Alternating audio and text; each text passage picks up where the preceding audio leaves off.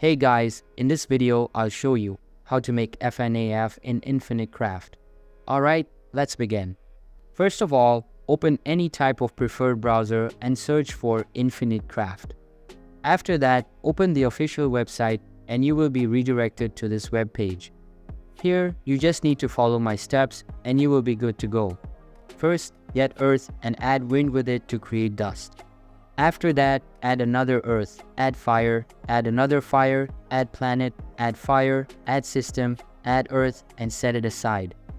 Now get dust, add wind, set it aside, and get water. Once done, add wind and set it aside. Get fire at the top, add water, combine it with wave, add another wave, and combine surfer with the sandstorm. Now add surfer, add dream, and set it aside.